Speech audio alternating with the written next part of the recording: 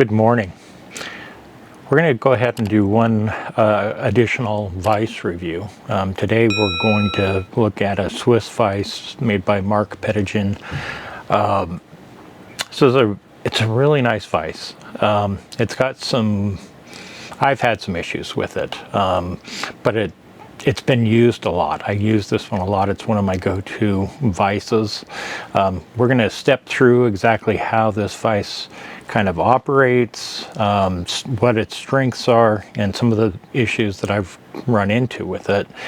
Even with the issues that I've run into with it, I end up using this vise quite often. So it's a true rotary vise, again, Swiss made. This one is going to cost you a little bit. So this vise is going to run you anywhere between $600 and $750. So it is a pricey vise, but it's also really smooth and kind of cool the way that it operates. So let's just jump right in it. So here we are up a little bit closer to the Swiss Vise here. I'm going to walk through some of the features with it, some of the reasons why I really like this vise, and some of the things that I've run into that are probably my own issues. I don't know that they're necessarily something with the vise, but a couple of things that have forced me to kind of set this vise aside and kind of turn to some other vises. But I tied with this a lot, and that's why this is looking a little bit more messy than some of the other vises that we're doing kind of the reviews on, is because I've used this one a lot, an awful lot, because I really like it. You can already see I've got a fly here in the jaws that I tied earlier. It's a pattern that will be up on the fly tying portion of the channel. This is just a March brown streamer pattern here. But you can see a really nice looking vise, very solid, solidly built, very smooth. Typically I like to work from the bottom up, but the bottom is where I have kind of some issues right at the moment with the vise. So that's not where I want to start. I want to start out where we're the most positive. So a couple of things right off the bat. I tend to use an Allen key. The vise actually comes with a nice little silver rod that you can kind of store in these little holes down like in here. And the key is that this is a key, and all of these different accessories that you may want to put onto here, you can loosen them and tighten them using this key, and I'll get into more detail on how some of those work and some other nice features that you can kind of add on here. But let's kind of start with the top and move our way down. Right back here I have a screw where I can take this handle on and off. I tend to just like to use this handle, so I keep it on and keep it pretty tight. So here also in the back, this is how we're going to increase or decrease the tension on the rotation of the vise. So if I loosen this up a lot, you'll see that we're going to be able to spin around quite easily. And it's smooth. Let me just tell you, this thing is really smooth. If I want to tighten it down a little bit, I just turn that the other way, and I can tighten it to a point where it's really hard to move at all. I usually, kind of like I've shown on some of my other tutorials or reviews, I kind of like it right in the middle here, where I can still move it around, but I can turn my vise upside down and it'll just stay put where I want it, regardless of the angle that I put it on. But you have the ability, and I do loosen it or tighten it depending on what I'm doing. If I'm tying on some material like a hackle, I might keep this a little bit looser so that I can make these turns. And then when I'm going back to regular tying, I can just really quickly just tighten this a little bit, and that's going to allow me to have that control that I'm looking for, where it'll stay in place. So this is a true axis rotary vise, and I do have my Allen wrench key here, and you'll see there's a nice little gear right in here. And again, these Allen wrenches or the tool that comes with it would fit right in here. And I just will loosen this by pulling it back towards me a little bit. You can see that that's rotating. And as that rotates, I can now shift the head of this vise up and down. So I can arrange it to where I have the true axis rotary. So I can adjust that to where I have the true axis rotary, right?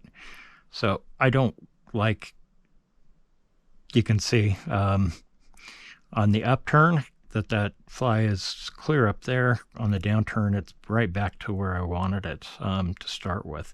That's not where I want this to be. So we're going to go ahead and we're going to move this up a little bit. And you can see once I've shifted the head of this up a little bit, you can see we're getting much closer to that true rotary or axis. So now that I've adjusted the head down a little bit with the gear loose, now you can see the axis more staying in place as I make those turns. And that is just incredibly helpful when you're tying on materials, wire, tackle, whatever, on the vices, to have that. Once I've got that in position, I'm just going to take this key again, and I'm going to kind of take a couple of turns on this gear.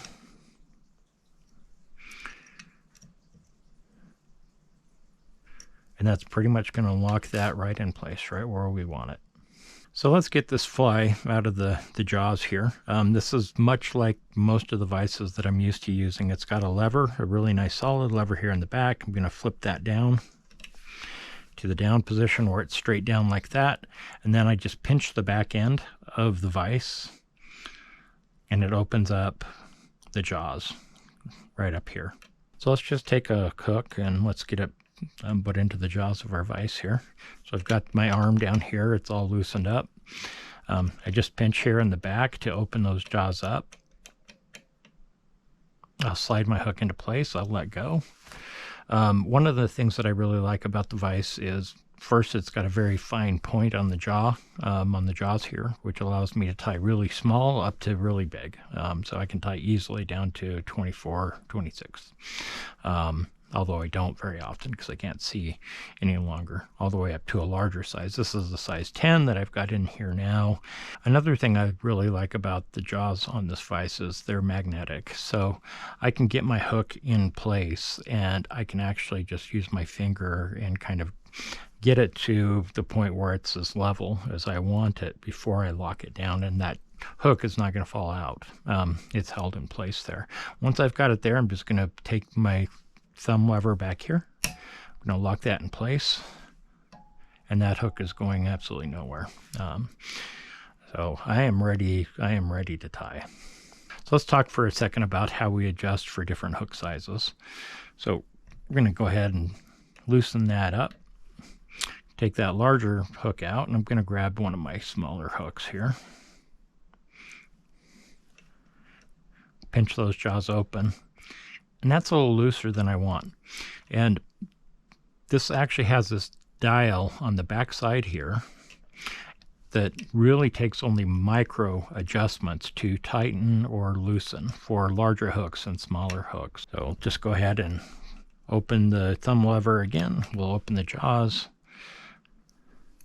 We'll come back to our bigger sized hook here. Go with our size 10, and it's not going to fit, right? So I've got to now turn it the opposite direction to allow those jaws to open up a little bit more. And there we go, just like that. Now I've got that firmly in place. So kind of as I showed before, you can add these accessories, and I'm just going to loosen this up by putting my wrench in here.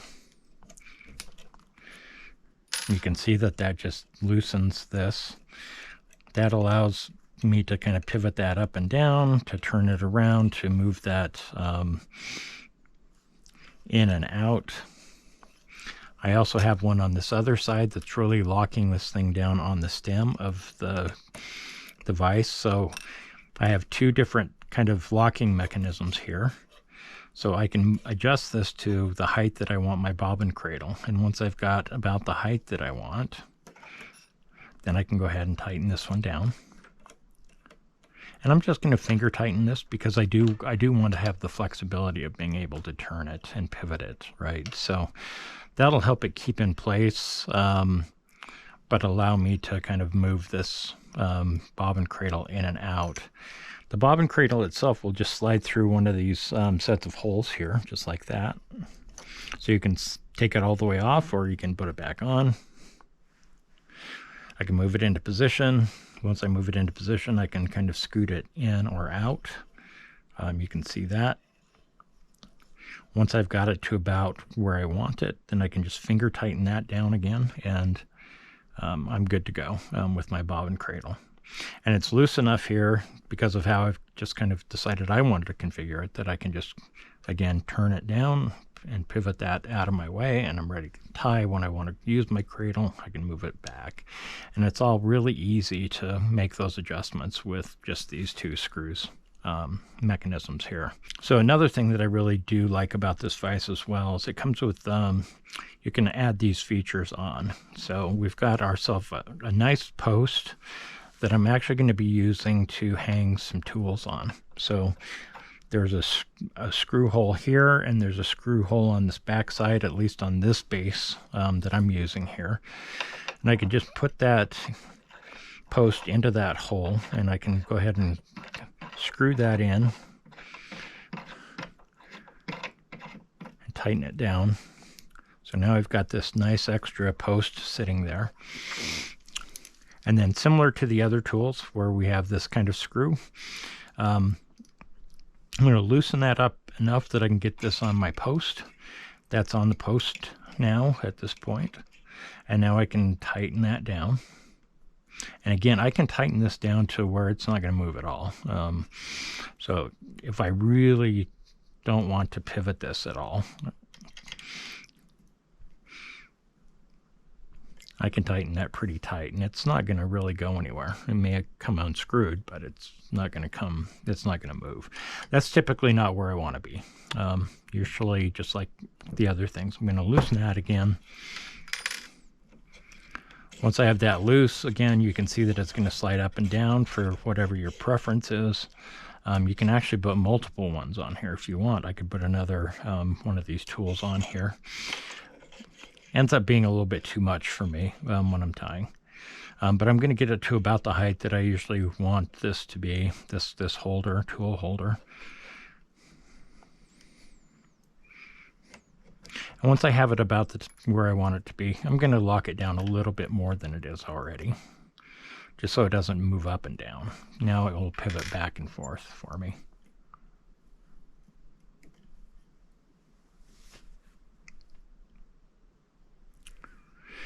So I really do like these tool holders, and I like to keep them so they pivot.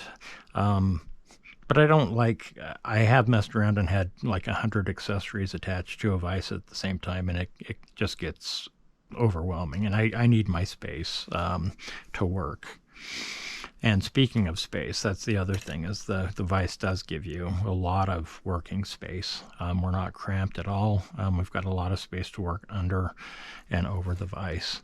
So back to this tool. So I can just load this up with my scissors, half hitch tool.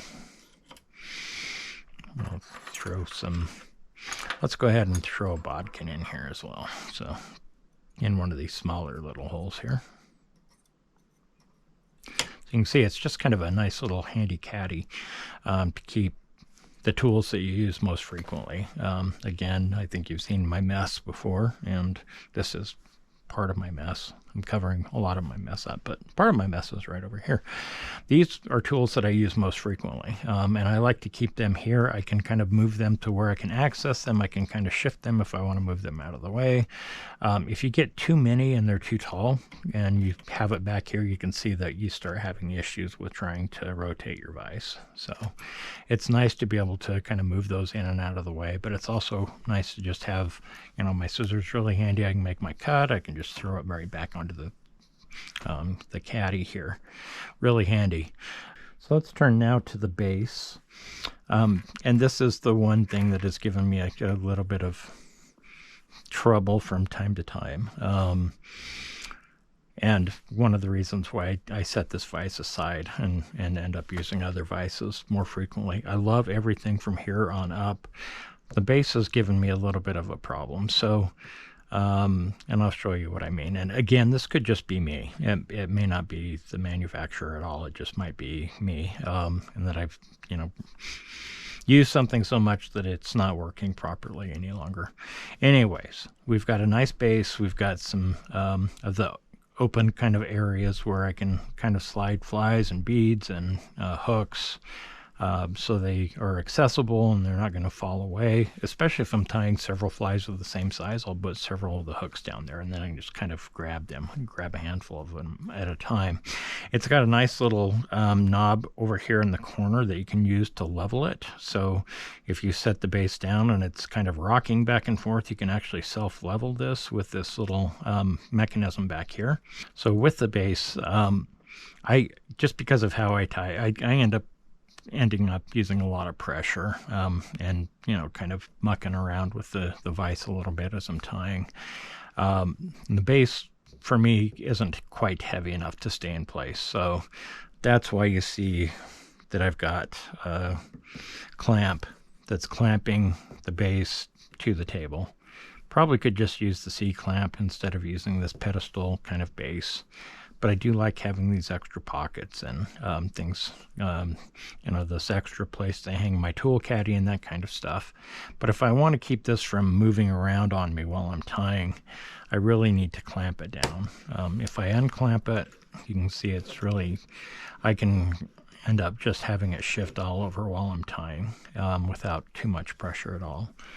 The other issue that I've run into, and you've probably already seen it, is it uses the same kind of a locking mechanism here in the back. That as you push it in, it actually is going to push this cutout portion, and that's going to hold the stem of the vise in place for you. Where I've run into troubles with that is I've tightened it as tight as I can, and I've tightened it even tighter than as tight as I can, and it wasn't gripping the stem. So when I was tying flies, I would have the whole head of the vise turning towards me or away from me based on how I was pulling or using the thread on the vise. That's just not workable. I can't do it. So I do love the vise and I love to use it, so you can kind of see what I've done. I've actually epoxied the stem into place onto the base here to keep that in place, because this was no longer holding the stem in place like I wanted it to. It would move on me no matter how tight I made it. That's a disadvantage for me, just because once this is glued in here, I have a much harder time adding and removing these tools on the stem. I really have to take them off at the top, which is a bit of a challenge. So it's a great vise, and I do love tying with it. I do wish I didn't have this problem with the base. If I didn't, this would probably be one of the 1 or 2 vises that I would go to most frequently. If I do turn to it now, I just have a clamp close by, so I can clamp the pedestal down to the base, make sure that the base doesn't shift on me while I'm tying, and I just have to be happy with the tools that I have there in place. But overall, this is a great vise, very smooth, mechanically just wonderful, and it is a bit of an investment if you're going to be willing to spend $600 to $750 on a vise. This is one of my favorites, with a couple of drawbacks that I've run into, but again, those could be just my own. So there's your review of the Swiss Vise, made by Marc Petitjean. Hope this has been helpful.